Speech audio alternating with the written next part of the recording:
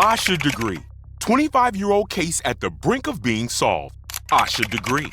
Finally, justice for the Cleveland sweetheart missing for 25 years. Asha Degree. New evidence and suspects named.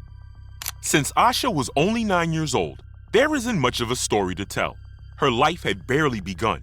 Harold and Aquila Degree ran a warm, stable, if somewhat strict household in Shelby, North Carolina, a small, tight-knit community. Since both parents worked, Asha and her older brother O'Brien had a strict schedule, returned from school, let themselves into the house, and when mom and dad returned from work, all homework and chores must be done. There were no computers in the house. Neither child was allowed a cell phone, and in the event of an emergency, they were to use the landline. So the kids were not active on the internet or on message boards at all. The Degrees ran a strict home, intentionally geared towards protecting their children from the evils of the outside world. And it was working. Both kids were well adjusted, did well in school, and were involved in extracurriculars. Asha might have been a bit shy and bookish, but she and O'Brien were the very picture of happy and thriving children, almost certainly on the path of becoming exceptional adults one day. 2 days before Asha's disappearance, she competed in a basketball game which her team lost.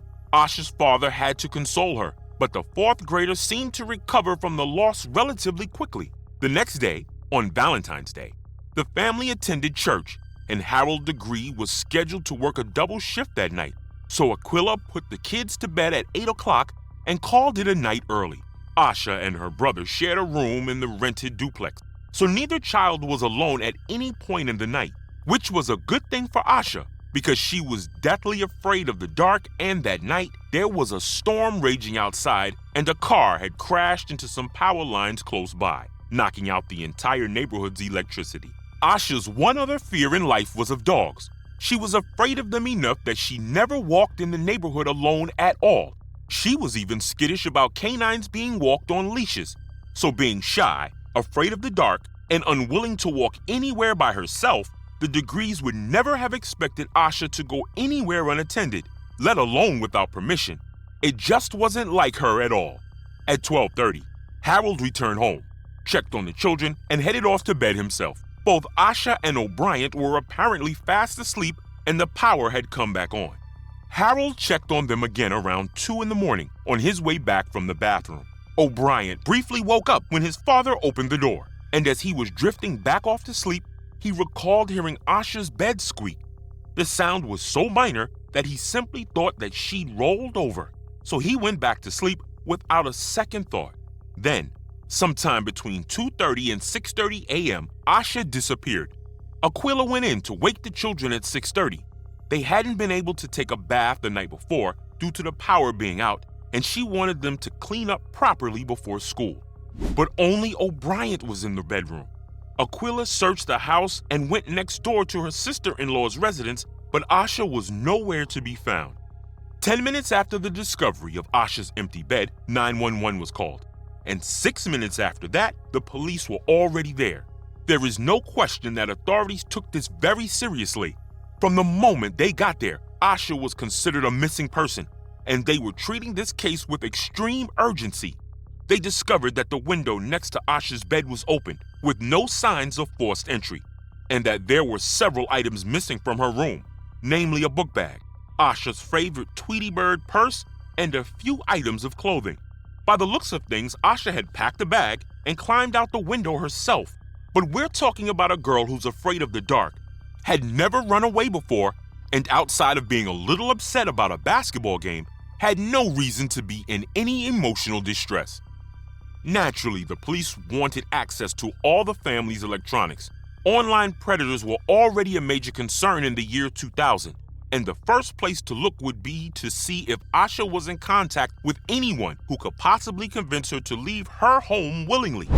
Imagine their surprise when they found out that Asha was not and had never been exposed to any of these platforms that would have made this possible. So the canines were brought out to try to find Asha's scent, but they came up with nothing at all. The police had no choice but to send out searches on foot in all directions, hoping for a miracle. While the searches were underway, 2 witnesses came forward claiming to have seen a girl matching Asha's description walking south on Highway 18, a little over a mile away from her home. Both motorists said she wore a dark long-sleeve t-shirt and white pants. If you're wondering why on earth people would just drive by a small child walking in the rain, well, they didn't. The first was a truck driver who saw her at approximately 4 a.m. walking along the roadside. He was so concerned that he turned the truck around to go looking for her, but when Asha saw the truck stop and a big burly man climb out, she turned tail and ran off into the woods. The other sighting was also by a truck driver and his son. They saw Asha dressed in the same clothes and in the same area, but under the darkened conditions, coupled with the rain, they thought they were just seeing things. It wasn't until they saw the missing persons alert that they put two and two together and reported the sighting. Based on this information, police were able to concentrate their search efforts on this area, and sure enough, they found some very disturbing evidence in an abandoned shed just a mile away from the Degree residence. A Mickey Mouse hair bow, a pencil and a marker that was confirmed to belong to Asha. There were also some candy wrappers present at the scene, as well as a photograph of a girl of African American descent around Asha's age. The girl in the picture had never been identified, and it's entirely possible that the photo and the wrappers had no connection with the case. And then, the case went cold, and just like that, Asha had vanished into thin air, and no one could figure out why on earth this diminutive, well-behaved, seemingly happy child would pack a bag and leave her home in the middle of a storm. For a year and a half, the case remained stagnant, and despite the family and authorities' repeated attempts to bring attention to it, nothing was shaking loose. Then on August 3rd, 2001, alongside Highway 18 and 26 miles from the Degree home, a construction worker stumbled on the next piece of strange evidence, a book bag wrapped in two separate plastic garbage bags. Thankfully, Asha's name and home phone number were written inside the bag, so the construction worker called the family. Inside the bag was a Dr. Seuss library book and a t-shirt with a print of the 90s boy band, The New Kids on the Block. Neither the book nor the t-shirt belonged to Asha. The Dr. Seuss book was checked out around the time of her disappearance, but investigators were unable to track what library it was taken out from. The book bag, on the other hand, was definitely the one she'd taken with her when she disappeared a year and a half prior to its reappearance. The fact that the bag was wrapped in garbage bags and dumped at an isolated site made investigators think it must have been to intentionally obscure evidence.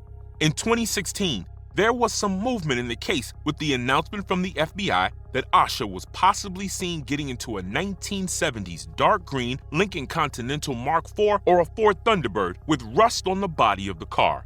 They didn't disclose where this tip came from or why they believed it was connected to the case. A year later, the FBI re-interviewed every single person they'd questioned 17 years ago, and a year after that, a press conference was held stating that the investigators firmly believed that someone in the surrounding area knew something about the disappearance. They also revisited the New Kids on the Block t-shirt, asking about concerts held in the area during the year 2000, and they asked libraries about the Dr. Seuss book that they had yet to trace. On the 20th anniversary, the FBI released a new, more accurate age progression photo of Asha, again imploring the public for more information.